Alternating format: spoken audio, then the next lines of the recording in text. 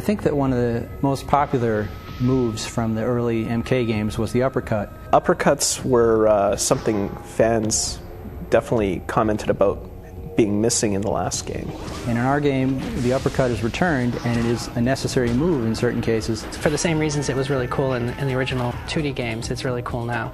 It gives lots of damage, and it's sort of like a in-your-face kind of move. The uppercut move is one of the ways to transition. They'll fly up in the air, flip a few times, crash through the wood floor, and then go down to the level below. The uppercut's good also to like shoot someone through the glass, up through the other side, and then down through the glass on the other side of the arena.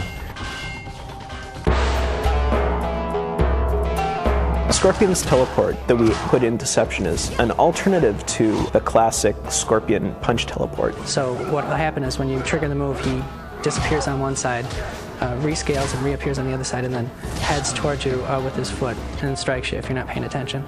Nightwolf's shoulder attack is very good for just laying into a guy and just knocking him off his balance, getting him out of his game. Cabal's spin move is another nice one. It's a sort of a retro move also. You run through the guy and basically you start him spinning, which kind of leaves him helpless. They're stunned and you could totally have your way with them at that point.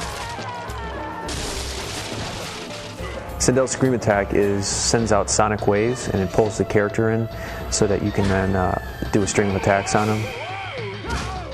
Mortal Kombat Deception has Noob Smoke, which is the first dual character. Noob Smoke is the sub-boss of Mortal Kombat Deception. When you select the Noob Smoke, you're getting two characters. Each one of the sub-characters has his own special moves within it. So for instance, if I want to do the Inviso move, I have to be Noob. Conversely, if I want to do the Smoke Cough move, I have to be Smoke. The opponent kind of is left feeling a little bit disoriented because Noob Smoke is, with his specials, he comes and attacks you from either side. We actually gave him a little more backstory than he used to have, and I think fans of the series will be quite shocked and surprised by his true origins, which are now actually revealed in Deception. The crypt in Mortal Kombat Deception is a large cemetery of 400 tombstones. The gold chests that you find in Conquest contain a key which actually can be taken to the crypt and used to unlock a particular tombstone.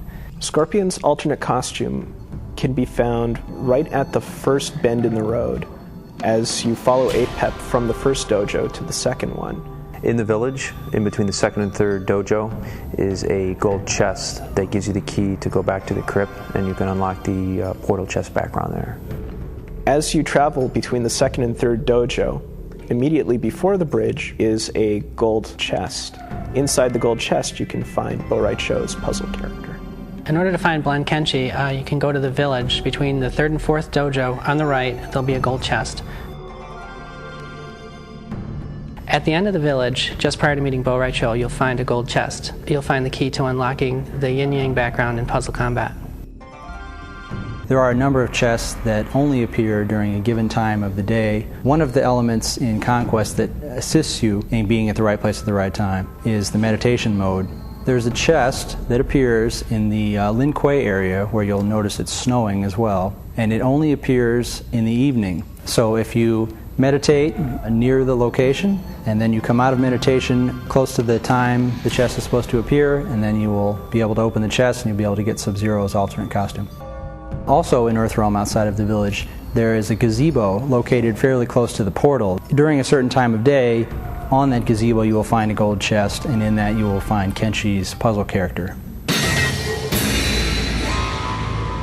In Deception, every character now has 2 fatalities. Well, Melina's fatality is especially brutal. She tears off her opponent's head, spits it out, and then does this groan of satisfaction. Sub-Zero's got a great fatality. He'll freeze the opponent, and then he walks up and twists off the head, and then blood shoots everywhere, and then he'll do a slide move back, and he uses the head basically as a baseball, and he chucks it at the opponent, and body pieces shatter everywhere.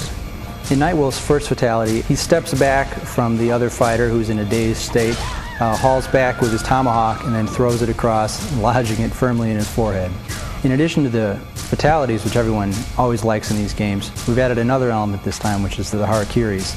Melina's harikiri is pretty gruesome. She uses 2 sais and takes them into her head and then falls over lifeless. Sub-Zero wins.